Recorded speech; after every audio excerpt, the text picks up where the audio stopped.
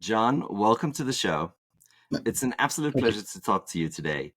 I want to start from your coach history.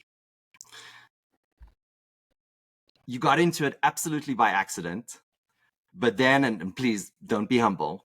Um, I I know that's a problem you have, a good problem Yeah, you have, yeah, but don't be humble. Tell us, tell yeah, us all the things.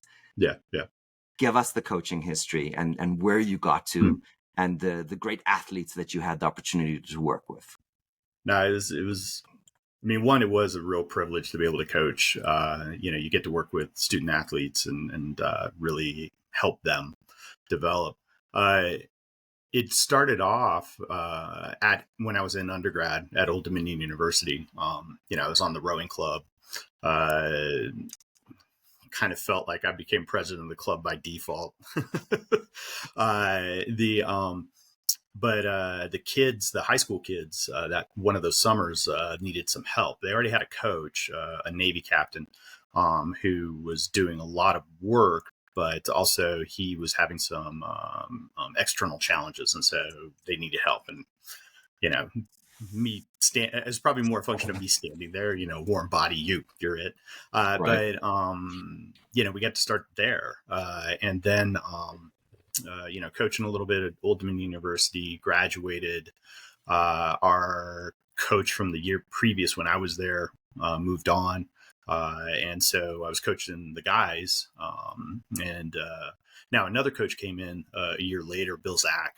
I think he was pretty instrumental in me figuring out what it was to be a professional coach. Mm. He was very supportive of the idea of being a student of coaching. In fact, I remember one time I was reading a book in the van, and one of the athletes, it was at the end of the season, one of the athletes asked me, and then paraphrasing, but they were just like, "Why are you doing this? The season's over."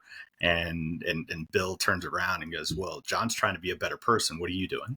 And I was like, "I'm just going to read my book." But then I went to South Carolina, got my master's degree. There is rowing in South Carolina, by the way, for those folks, but I didn't do anything there while I was getting my master's. But I went to San Diego State to get my PhD. PhD in geography. And probably 1 week into being on campus, I was, of course, Just t-shirts and standing there. rowing are Just a standing requisite. there. Oh Yeah. yeah, just kind of wandered Just around standing campus. there. I think I was just exploring, but Right. everybody wears a rowing T-shirt. In fact, in rowing, there's an old tradition that if you win the event, you get the other team's shirts, jerseys, their unis, their kit. I love that. In fact, if you watch the Harvard Yale race, the men still do that. They at the end of the race they exchange. Whomever the winner is gets the other team's tank top or jersey, and so Do they put them on? no, it's a trophy. Now, once you get away, once you get away from the race, sometimes you'll go to practice. And in fact, at one point when I was coaching with the athletic director, kind of mentioned that he saw some of our athletes wearing other teams' T-shirts, and I'm like, well, they won those. Right. Right. You know what? I love that. And It's almost like the handshake at the end of mhm. tennis, right? I mean, Oh sure, yeah, it's a trophy and there's an ego aspect to it, but it's also like, we're civil and, I'm yep. also showcasing them. But yeah, we also won this. Yeah, totally. So that's what got me back into coaching in San Diego. And in Mission Bay, it's fantastic. There's tons of rowing, tons of great organizations, and really had, I think, a fantastic 5-year run, practically coaching in some way, shape, or form multiple organizations, or riding around in launches with other coaches. I mean, it really was a unique environment to be able to like experiment, learn, and be able to grow there. And that's where it kind of took off for me, especially coaching the master women in San Diego. I had a really great core nucleus of women that were really ranging from like, I think about 20 to north of 60 in terms of age ranges, Oh, wow. and highly In the same successful. team. Pardon? In the same team? Oh yeah, yeah. Oh, Master wow. women, yeah. Masters is pretty much, it's Most of them are post college, but there were a couple of women that were in community college and they didn't have an opportunity, or they were at another, an opportunity. They hadn't gone to uni yet. Oh, And wow. so they were just starting to row. But most of them were probably in the age range. I'm going to put it in 28 to 38. Right. Yeah, it was fascinating. I learned a ton. I had the privilege of coaching them. They were ultimately, I think, the year that I got the head coaching job at Nova Southeastern, a couple months after I left, they went with the entire rowing club to Masters Nationals, and the rowing Oh, club, wow. through a totality of points, came home with the national championship. Oh, wow. And the women were a significant contributor to that. Amazing. I was really, really proud of them. I wasn't coaching them at the point, but it's just a couple months on, and so I don't know how to take credit for it, and I have a hard time taking credit. But at Well, the same that time, that just means my you're a good pride manager. was really top shelf. And then I ended up at Nova Southeastern University. Well, not ended up. I got the job there and started the Right. program. They didn't have a rowing shell. They didn't have an athlete. They didn't have, we knew where we were going to row, and that was it. And we built the program up, and across the course of the 8 years that we were there, I was really fortunate to work with a tremendous number of amazing women. And they went to the national championship 7 out of 8 years. While we Oh, were wow. there, the women's four won the national championship in 2009. We won several conference championships. That it was a really special time with a bunch of really special people. I the probably the one of the defining moments of that first year that we started the program was we went to Rollins College up in Winter Park, Yeah. Yep. Florida. Yep. I taught at Rollins College, actually. Oh, One of okay. the Yeah, no, one of great college. And yeah. by the way, Winter Park's beautiful. Yes. Yes. Yes. And yeah, we're Lake Maitland, if I remember correctly. We were racing, but it was our first year. And so in rowing, first year rowers are considered novices. And if everybody in the boat is a first year rower, they don't have to be a freshman, just a first year rower. Right. They're a novice. Well, and Right. a couple of weeks before we went, the University of Miami coach at the time had spoken to me. She pulled me aside. She was a friend of mine, is a friend of mine. She said to me, you really should race up. You should race against the other varsity crews in the state because your boat's faster than I think you think it is. And I was like, I had mad respect for this coach. So, I was going to take that advice and run with it. And I was like, okay. Went back to the women and I was like, hey, we're going to try something in our next regatta when we go to Rollins. We're going to race because we can qualify for the novices because we're all novice rowers, first year program, first year university, everything. We're going to race the novice, but we're also going to try our hand at the varsity entry as well. And so we doubled up. Right. So in the novice race, solid. It was great win. Nice. The varsity race, and by the way, for the listeners and the viewers, like rowing the race course is 2,000 meters long. Typically, you'll see this gathering of coaches at the finish line, and we have no idea what's happening in the first 2/3 of the race because we can't even we're just like, well, it looks like boats have started. There's some splashing. Right. Who knows? And for our American listeners, 2,000 meters is like a 10-minute run, right? If you're not fit. Yeah, I would call it about almost a mile and a half, right. give or take. Yeah, right. but a little shy than a mile and a half. But yeah, I have to. It's funny. I always have to switch between worlds of metric and English measurements. It's a hike. It takes usually an average women's crew. A really top level women's crew will do it in 6 minutes and 15, 6 minutes and 20. At the NCAAs, I've seen 6 minutes and 11 seconds.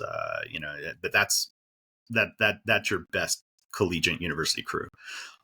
But we're all standing at the finish line watching this race come down. And here it comes, and I'm watching, and I'm like, oh, it looks like we're in it. I think we're doing okay. And that's the first half of the race. I'm just like, it, who knows? It's like watching a marathon. You just see Right, people come by. right, right. But it suddenly it starts to come into view that I'm like, oh my gosh, we're like in it, in it. And it was 4 boats across.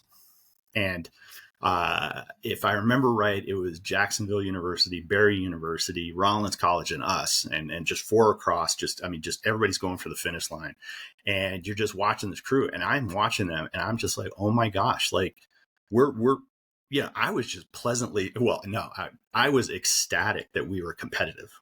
Like I was excited that we were in it, and we were, and we're rowing, and I'm like, oh my gosh, like it was just bow ball to bow ball. You saw all 4 boats just coming towards the finish line, and literally they hit the finish line. There's a horn at the finish line. All you hear is beep beep beep beep, and I'm like, I was like, I don't know what happened. I don't know. Happened? At that particular moment in time, I was like, all I know is we did a outstanding job.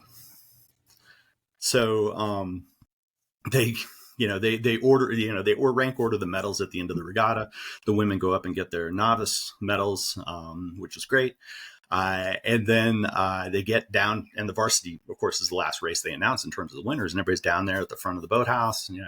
And then they go through the winners. Okay, 3rd place, 2nd place, 1st place, Nova Southeastern University. So the women go with their novice medals on and go get their varsity medals. What a moment. It was Disney. It was a Disney movie. I can feel the goosebumps. That is, and I looked around, and everybody was like, "Wait, what?" Like literally, what you just saw this kind of like the novice won the part, and I was like, I love that. We just set a standard that we're going to have to really live up to. You can't invent this. This is just crazy. So okay, it was a great year. Let me. Oh my God! You could only hope to experience moments like that. You learned a lot becoming a coach. Mm-hmm. What were your breaking points where you're like, oh, that's super interesting. Like, this is something I need to do. This is something I didn't know. This is something I've now learned, and it was fundamentally new for you and made you change the way that you behaved with yourself, with others. What did you learn through that coaching career? 2 things immediately come to mind. One, and I want to say this one before I forget it, it actually originated from one of the women that was in that first boat. So Nikki Faluca, she became all everything in the 40s. She was a swimmer in high school, came to Nova Southeastern University from New York, was not recruited. She walked onto the team. I remember distinctly when she walked up to me at orientation, said, "Coach, I'm going to come row." And it wasn't, if I recall correctly, it wasn't, "I want to come row." I'm coming. I'm going to come row. You know what? I just love it when people have a sense of confidence, but not arrogant. No, and it's that, right? I'm coming to row. A ton of the women that we have, they really understood that it was a team sport, and it was all 9 women in the boat, or all 5 women in the 4. Ironically, you call it a 4, but there's a 5th, the coxswain. Coxswains need more respect. They're the drivers of the boat. They're the person who's, and by the way, they don't shout "row, row, row." Okay, for anybody who has that, I can tell you right now. But Cheyenne Posky, who was our coxswain that first or the first 4 years of the program, she will happily correct you, and in no uncertain terms, by the way. So Nikki, one day after she graduated, we were sitting there talking, and she had become somebody involved in rowing, had done coaching, definitely still absolutely part of her life. She's an immense alumni. But we were talking about novices, and for some reason I had expressed some level of frustration, and she turned to me and goes, "Coach, they don't know what they don't know." And I literally was like stunned silence. And I'm just like, whoa.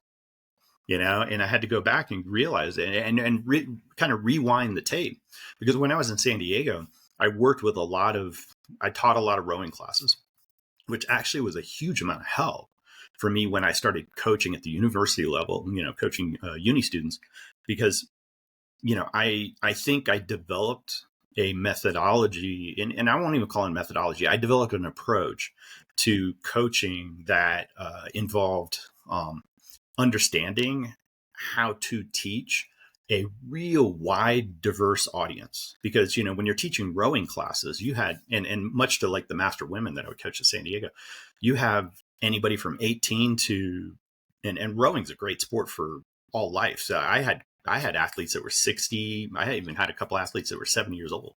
And also all of these crazy backgrounds. I had women that were former basketball players, women that had never rowed before, women who were, or men and women that were, in the band, but had never done in their mind, a sport. It was great trying to figure out how to communicate with them, what's going to work, also just everybody's got a different communication style. And so, when Nikki said that, I had to kind of check myself and go, oh, okay, I need to reset when I'm talking to novices and when I'm talking to people who don't know, and also people who don't know what they don't know. And to go, okay, you have to find that lowest common denominator for a team. You have to find that lowest common denominator for the individual. You have to be able to relate to them. You have to start to peel away the layers of the onion in terms of that educational process. And this applies to the classroom, this applies to coaching, this applies to life, and like here at Northern Arizona University, like we have a huge population of first gen students. These first gen students may not know something that we take for granted, that we assume everyone knows, and we can't make that assumption with anybody. Yes. And so when Nikki said that, I just was like, that was a huge check on my part. And then another element, it's like, okay, they don't know what they don't know, but another element of and by the way, this is what they call expert bias, right? Mm-hmm. Yeah, absolutely. Yeah. We forget what it means to be a rookie. Yeah. We forget what it is like on that first day in anything, the first day on the job, first day in the classroom, first day at, camp, first day, whatever. We, the experts, have to be way more empathetic. And we have to we can't even assume they're going to meet us halfway. We have to go 100% over to the other side and go, okay, tell me if you already know this, but I'm going to take it all the way down to zero and start here and assume they don't know anything.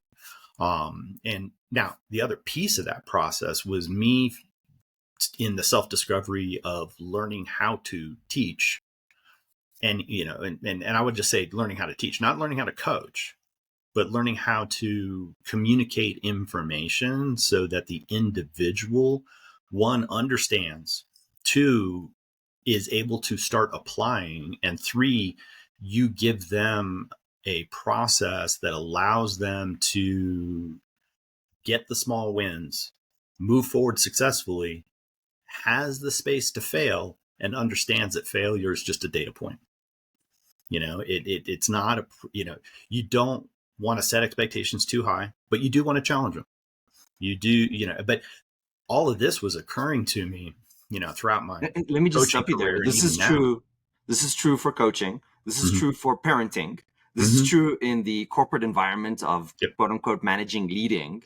I mean, this is a fundamental truth of how to help people get from point A to point B. I just want to, you're saying these things, but they're so incredibly important and interesting. I just want to let the audience absorb this for a second and understand how applicable everything you're saying is. And let me just repeat it, right? You said small wins, right? That reinforces confidence, reinforces this idea that you can make small steps. But then you said it's okay to fail.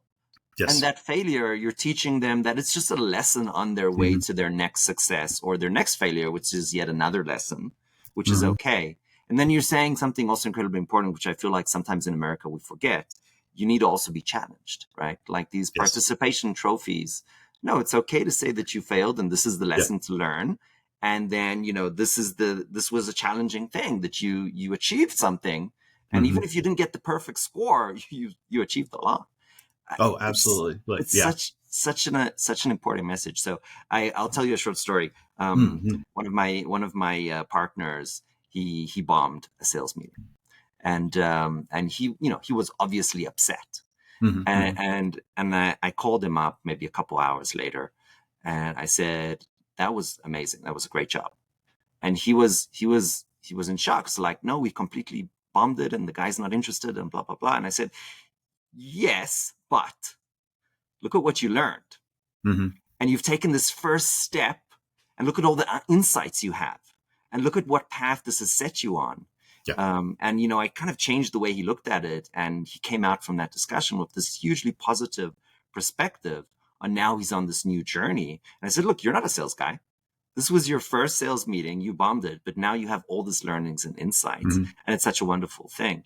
Yeah. So I just wanted to share my appreciation of you kind of sharing these incredible points. So you talked about communication style and the common denominator, but it also matters the kind of background of Mm-hmm. the person, where they come from. Mm-hmm. What are the different communication styles that you have used as a Mm-hmm. coach, as a mentor, Yeah. as a professor, in Yeah. order to really connect and empathize?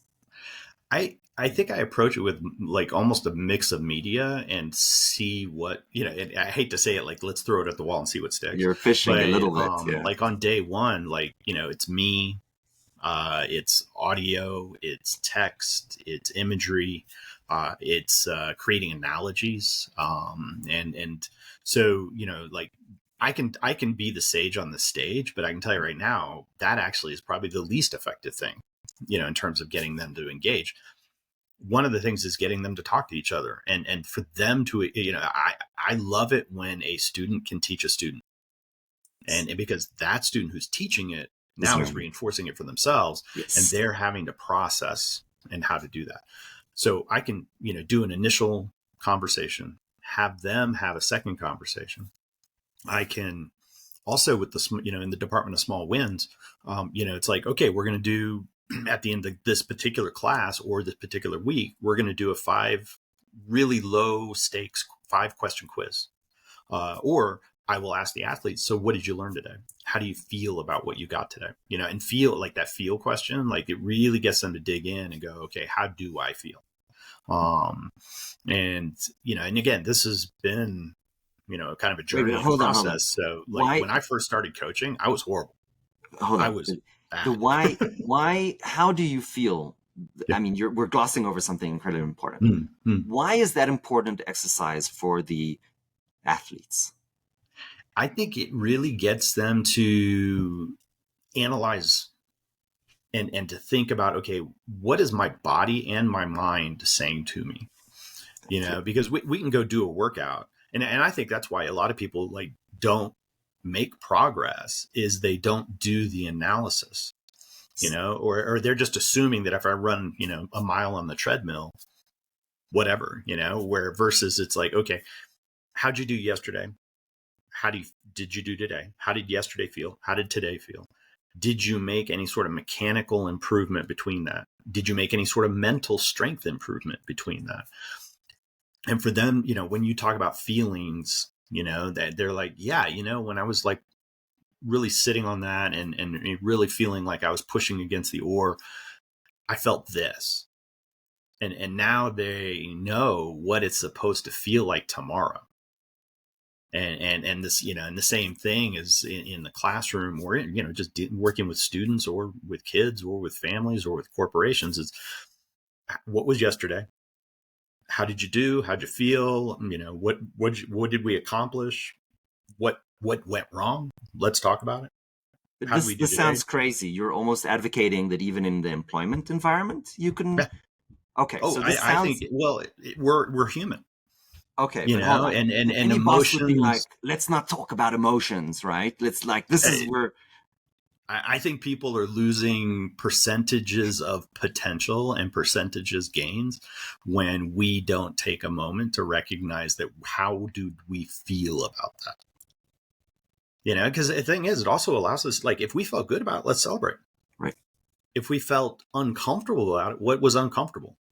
If we had created an uncomfortable environment, well, hey, coach, leader, captain of the ship, whatever, that's a you problem. That's Yeah. not the sailor's problem. That's not the employee's problem. That, if we're creating a negative environment that makes them feel like they can't, then that's a leader problem.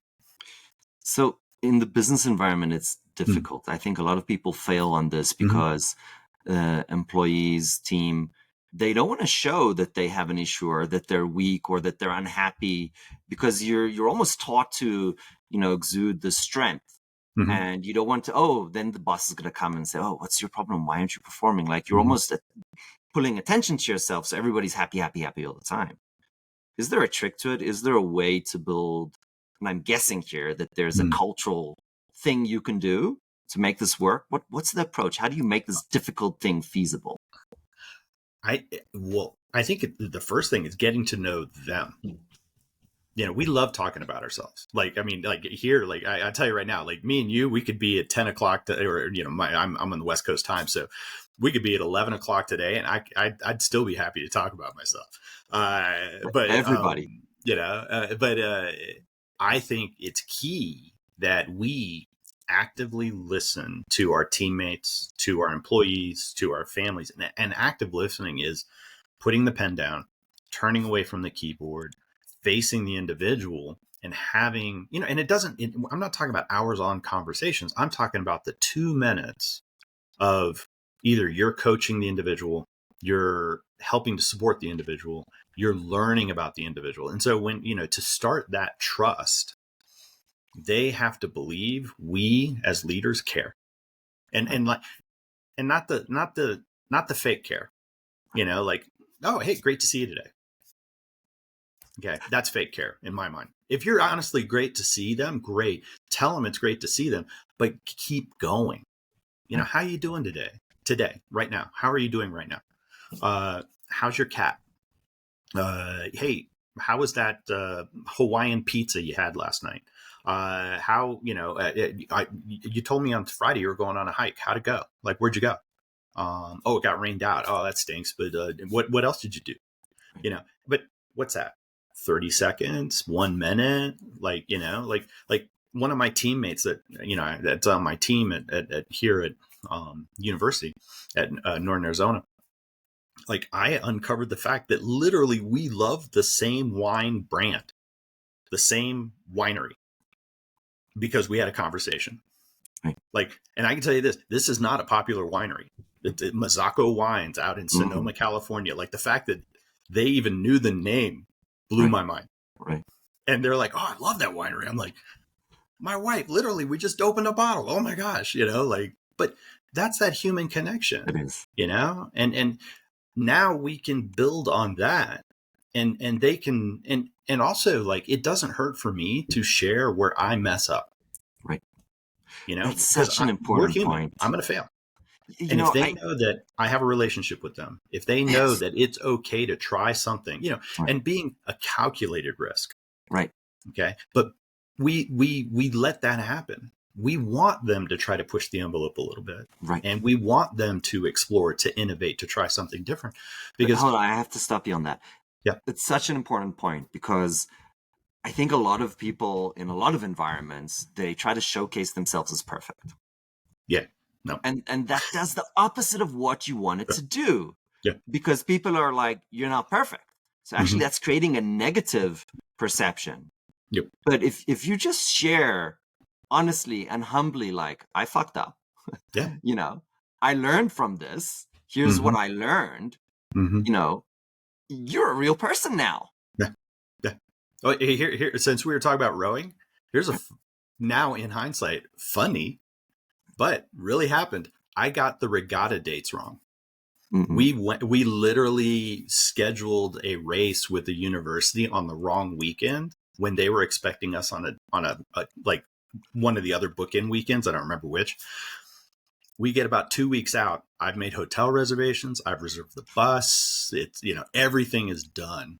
And something just tickled in the back of my head. And I called them up and I said, hey, we're coming on X. And they're like, we're racing on Y. And I was like, And so I had to go back to my team and go, hey, I really messed up. But I told them, I literally owned it. Like, I was the one that, I'm the head coach. That's a me problem. Even though maybe my assistant coach at the time might have had a whole bunch of involvement in helping me make that arrangement.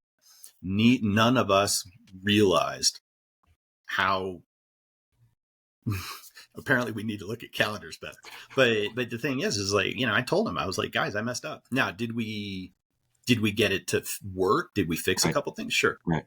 But it wasn't what it was supposed to be. And we weren't necessarily racing the way it was supposed to be, who and what and when. Right. But,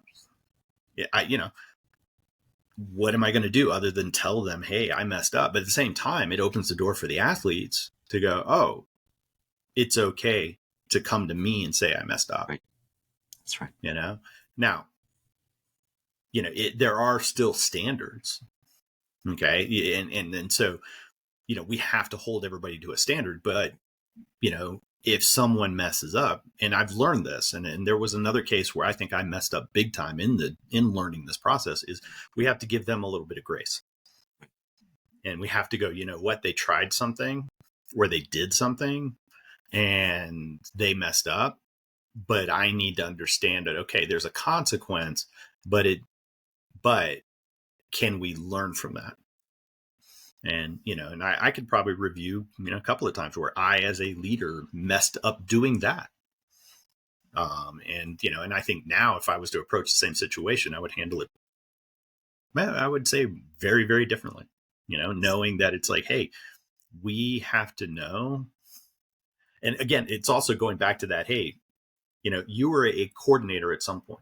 You were an assistant director at some point. You were a brand new employee at some point. You were a brand new team member at some point. Right. Anytime we encounter this where you might be like literally holding your head in your hand, you're like, I can't believe they did that. Yeah, that's right. Go way back.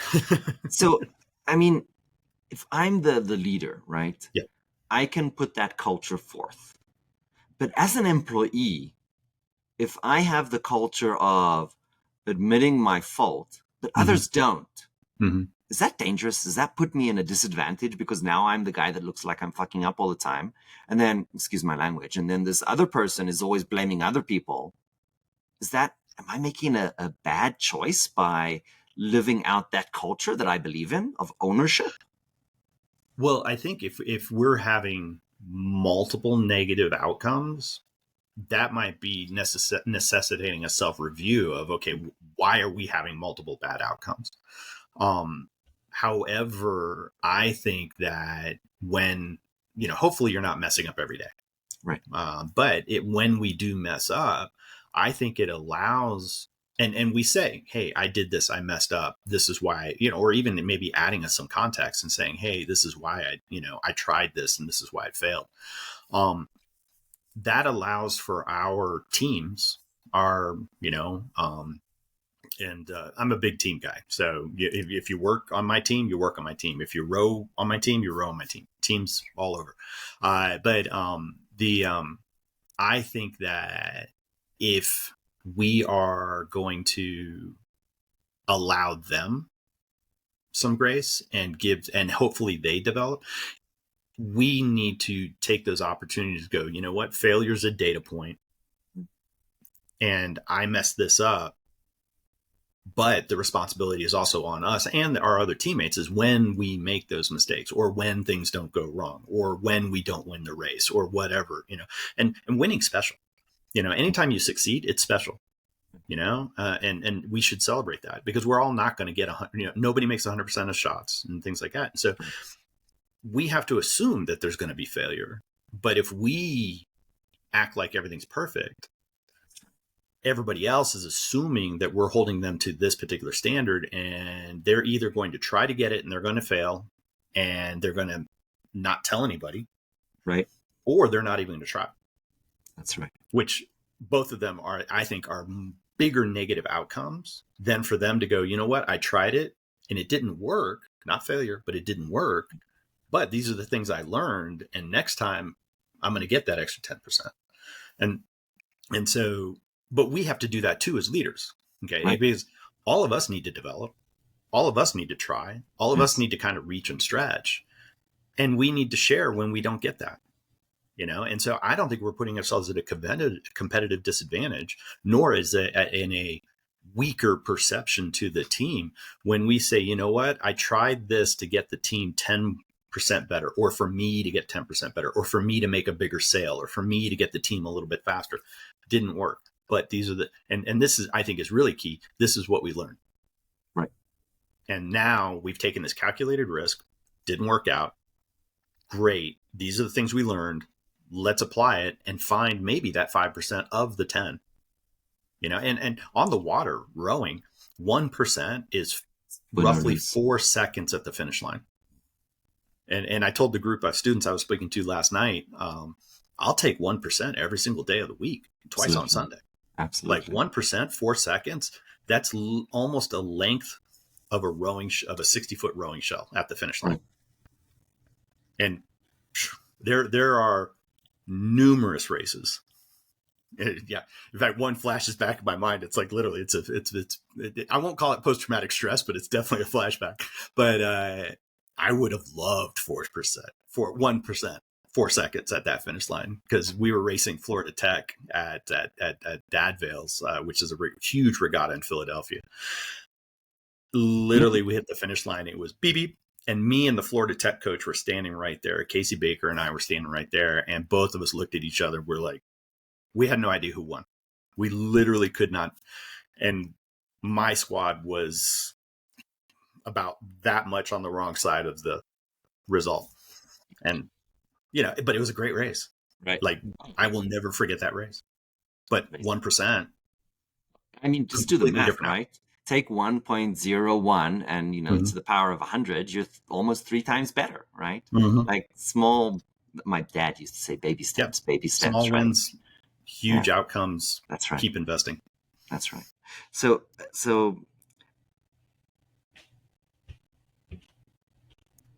there, you see, now I have the pause. Tell me about the places where one of the team members just broke down and they hit their rock bottom. Mm-hmm. And how do you help a person kind of get out of that hole and keep going?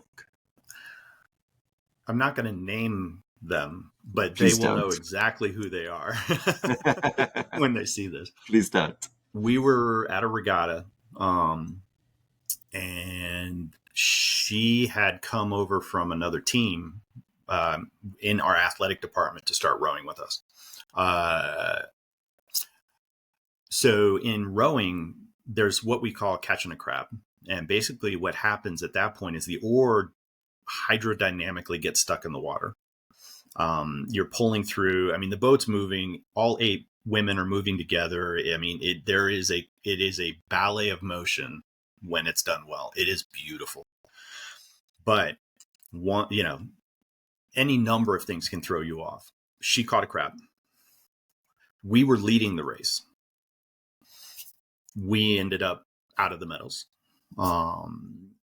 And literally here she comes to the dock.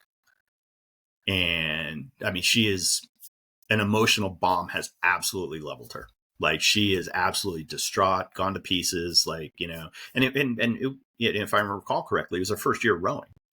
And, but, she felt she let the school down, the team down, me down, herself down. Like, I mean, literally, like negativity all the way around, and we, at that point, there is the worst thing we can do is to either blame, find fault, and at that point, it's literally, for me, it's like, hey, I'm sure I didn't say it this way, but this is what I wanted to communicate to them, is I still respect you, still love you, still want you on our team.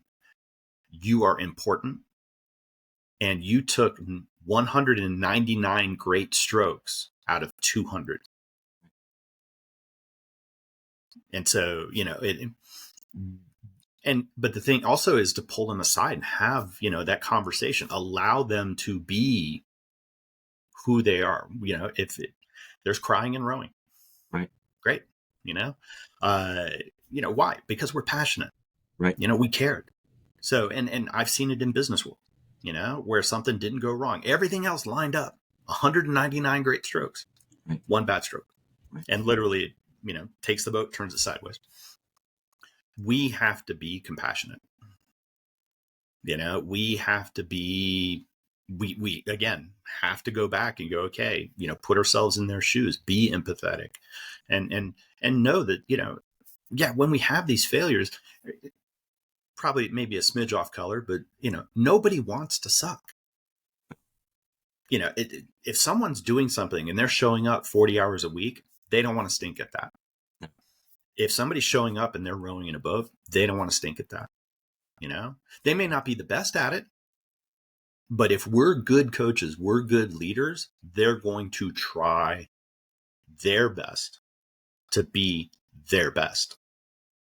And they're going to work hard. And I heard this last week, they're going to try to work to be, they're going to try their best to be better, and that's what we want to be able to do, is to really, but we as leaders, we need to give them space to do that. And a piece of that is when that person hits their lowest,